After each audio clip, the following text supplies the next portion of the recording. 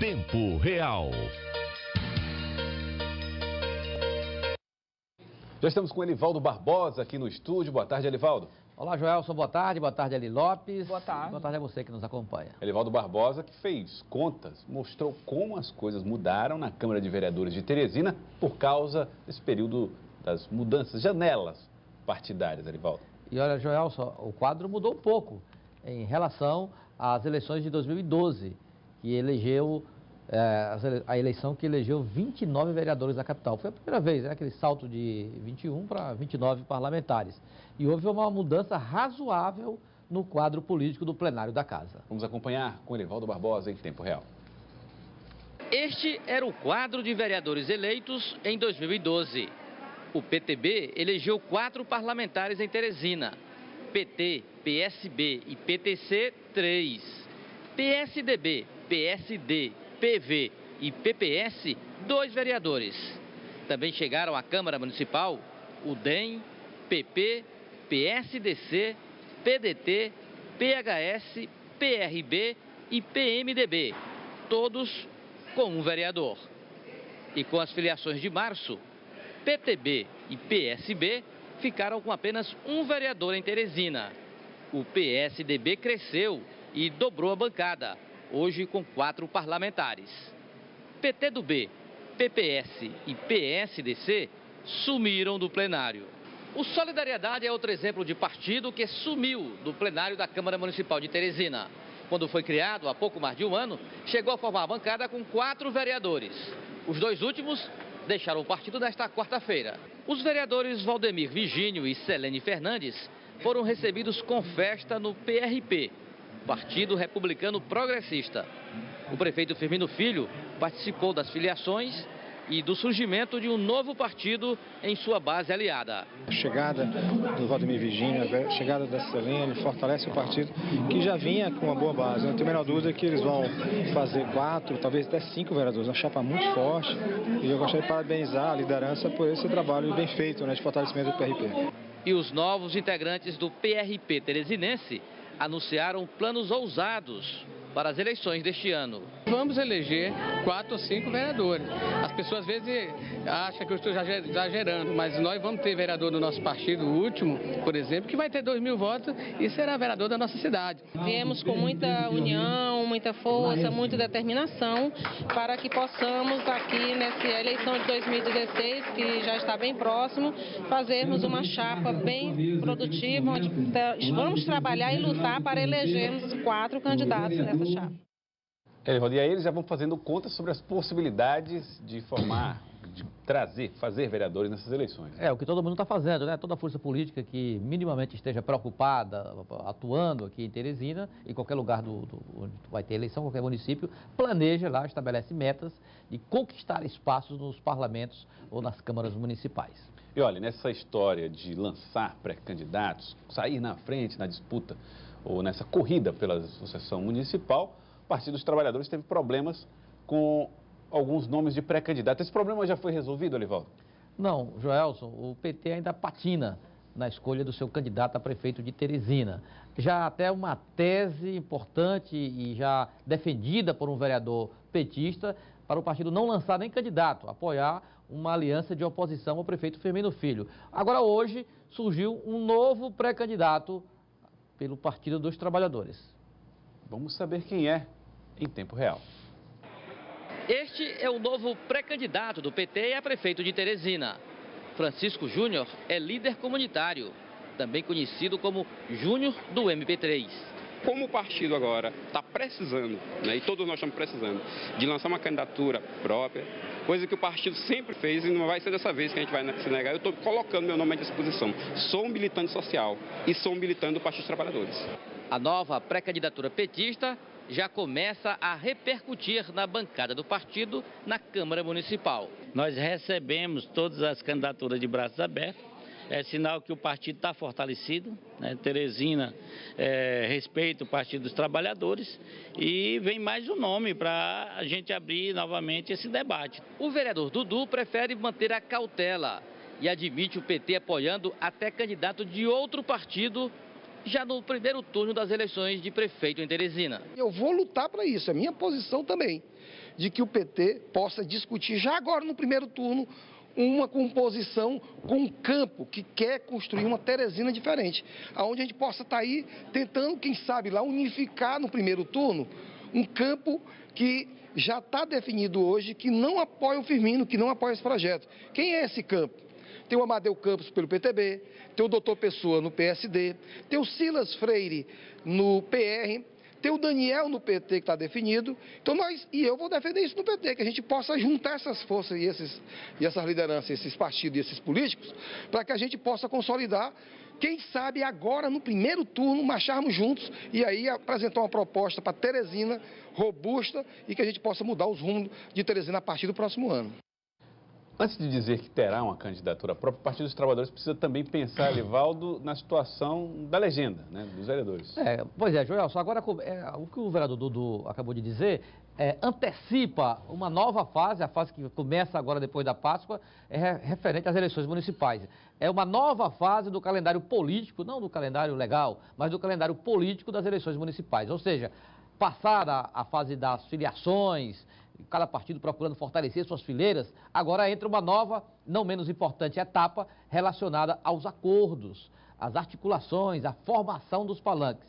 Essa etapa se estenderá até o início das convenções no mês de julho, na segunda quinzena de julho. Uma nova etapa tão aquecida quanto a primeira, né? Aquecidíssima e promete se desenvolver a passos largos, principalmente nos bastidores da política. Nós estamos recebendo aqui no estúdio Rafael Fonteres, secretário estadual de Fazenda, que vai conversar com a gente a respeito de uma situação que, infelizmente, é de prejuízo para o estado do Piauí, que perdeu 32 milhões de reais no Fundo de Participação dos Estados.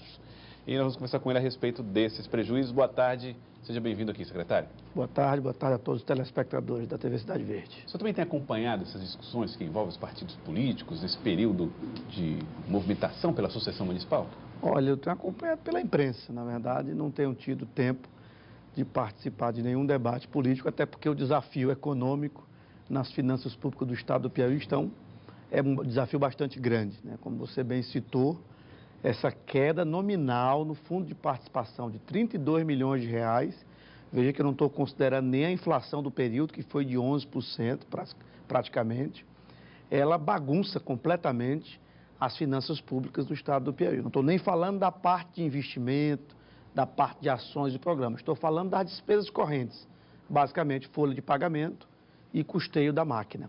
Então isso realmente nós estamos já anunciando há um certo tempo a dificuldade que nós temos e até o risco de atraso, apesar de todo o nosso esforço, de todo o nosso planejamento para que não haja nenhuma solução disso. Foi apresentado um estudo feito pelo próprio governo de que o governo conseguiu cortar algumas despesas correntes líquidas, diminuir parte dessas despesas. Nem isso foi suficiente para compensar essa perda. Na verdade, o que nós tivemos foi um decreto do governador no início desse mês, determinando o corte de até 30%, em alguns itens 25%, em alguns itens 30%, desse custeio da máquina, que envolve terceirizados, locação de veículos, combustíveis, mas ainda assim isso é apenas uma pequena parte da despesa pública.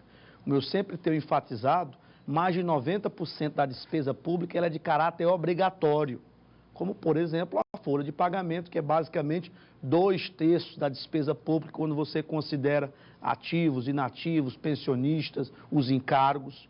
Então, não é uma tarefa fácil cortar. Despesa você tem que estar sempre cortando para evitar que ela cresça indefinidamente. Mas no momento que você tem frustração de receita bem acima desses valores que são possíveis de cortar na despesa, você chega numa situação de desequilíbrio. Então, por isso que a cautela ela é redobrada, o alerta é máximo e nós estamos procurando tanto contingenciar despesas, quanto ter criatividade no sentido de novas receitas, como receita oriunda da dívida ativa. Vou colocar, Joyce, para toda a população do Piauí, que os contribuintes devem ao estado do Piauí mais de 4 bilhões de reais. Então, suponhamos que a gente consiga recuperar 5% desse valor. Seriam 200 milhões de reais a mais. Isso, uma estratégia para conseguir isso? Olha, a estratégia é você usar todo o ferramental de cobrança que tem no Estado, que tem no Ministério Público e agora na Justiça também. Porque o presidente do TJ, eu frase até o pleno do Tribunal de Justiça, né, aceitaram colocar uma lei para criar a vara especializada contra crimes contra a ordem tributária, para poder você ter mais uma ferramenta. Às vezes só o esforço do fisco estadual não é suficiente para sensibilizar, para obrigar esses contribuintes a pagarem as suas obrigações. É claro que boa parte desse valor da dívida ativa é muito antiga, com pouca chance de recuperação. Mas existe sim uma dívida recente que é passível. Tem também a questão das terras, a questão do serviço lotérico do estado do Piauí, que a gente acredita que vai ser significativo, pelo menos para as áreas destinadas, como cultura, esporte, educação, que é a determinação do governo. Então tem que ter criatividade do lado das receitas e muita austeridade, muita força do lado das despesas, o que não é tarefa fácil pelos motivos já explicados. Agora, esse quadro que o senhor revela, secretário, o senhor tem insistido isso desde o ano passado, e previsões confirmadas, inclusive, para as dificuldades agora no primeiro semestre de 2016. O que ele representa na prática? O equilíbrio financeiro do Estado está ameaçado? Programas de investimentos, mínimos que sejam, estão comprometidos no Piauí? Olha, Livaldo, a parte dos investimentos só não está comprometida porque nós deveremos receber os recursos do Banco Mundial no mês de abril. O governador teve uma reunião ontem em Brasília e se confirmou a ida ao Senado ainda essa semana, antes da Semana Santa, para aprovação, que é a última etapa. Então, isso salvaguarda os investimentos. Os investimentos com o Tesouro Estadual já são muito reduzidos. Então, não tem a menor condição de termos investimentos relevantes com o Tesouro Estadual. Então, é claro que o Banco Mundial, esses recursos vindos do Banco Mundial, vai haver uma folga no Tesouro para ele honrar suas despesas correntes. É nisso que nós acreditamos fortemente para atravessar esse período de 2016, que, como todos sabem, é um ano tão difícil quanto 2015. E qualquer solução em Brasília que vá acontecer nas próximas semanas ou meses, só vai ter uma repercussão, só vai ter uma repercussão daqui a 6 meses, daqui a um ano. Então, esse ano, praticamente, nós já temos uma determinada previsão. Não podemos contar com uma solução mágica, até porque, se ela existir, ainda assim ela vai repercutir depois apenas de 6 meses, ou quem sabe até de um ano. Secretário, a gente recebeu a informação de que os professores teriam feito mais uma proposta para o governo do Estado, dessa vez num parcelamento de 2 vezes. O governo tem possibilidades financeiras, estou falando de impacto aí na folha, de fazer essa negociação com a categoria? E um telespectador aqui curioso, saber se o senhor fez alguma orientação, alguma determinação para que os comissionados do Estado não participassem mais do sorteio da nota fiscal. Bom, vamos lá, as 2 perguntas. Com relação aos professores, eu participei da audiência pública no TJ na segunda-feira. O desembargador Parlandi, que conduzia os trabalhos, solicitou que o Estado recuasse mais um pouco na sua proposta, e assim foi feito. Foi colocada a proposta pelo desembargador de 5% em janeiro, retroativo a janeiro, e 6,36% em setembro. Na hora, nós ligamos para o governador do Estado, que estava em Brasília, estava fora não estava na audiência, e ele topou, ainda que o impacto seria de mais 8,5 milhões nas contas que nós fizemos no momento, mas infelizmente não se chegou a um acordo. Então nós mantemos essa proposta e esperamos que isso se chegue a um acordo com os professores e seja homologado, já que houve o dissídio lá na Justiça, que seja homologado judicialmente para que a gente possa superar essa etapa. Então, rogo que a gente chegue nesse entendimento o mais breve possível, né, que os professores sejam contemplados, ainda que parcialmente. Com relação à nota piauiense, já existe uma regra que os servidores da Fazenda Estadual não devem receber. Então, você tirar os comissionados disso, você está cometendo um injusto, porque apesar dele ser comissionado... São servidores da Fazenda. Da Fazenda que não pode... Porque ele, além de comissionados, são cidadãos, como qualquer outro. E como o sorteio é baseado na Loteria Federal, absolutamente isento, transparente e correto, não há o que temer. Nós já tivemos mais de 3.500 premiados. Menos de 3% disso talvez sejam de servidores comissionados. Então é óbvio que qualquer sorteio, até a Mega Sena, há suspeitas, né, de um prêmio ou de outro, de algum tipo de fraude, algum tipo de beneficiamento.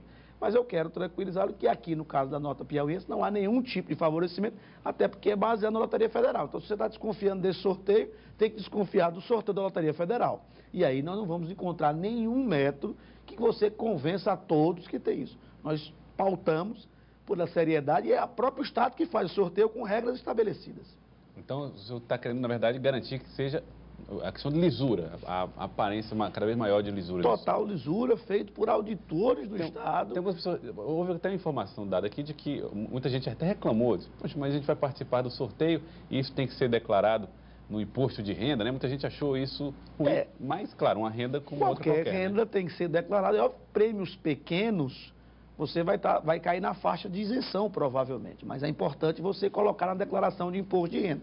E os impostos maiores já são retidos na fonte, na sua maioria. Mas, para efeito de declaração, é bom que se diga compatível aquilo que você ganhou, a evolução do seu patrimônio, para se calcular se há mais ou menos imposto, no caso da restituição que muitas pessoas recebem. Ok, eu queria agradecer ao senhor secretário Rafael Fontelli, secretário estadual da Fazenda, que conversou conosco a respeito da situação financeira do Estado. Muito obrigado pela participação aqui no Jornal do Piauí. Eu que agradeço, Joel, sempre à disposição. Muito obrigado. Obrigado, Elivaldo Barbosa, em tempo real. Um abraço, Joel. Até amanhã. Até amanhã, Elivaldo.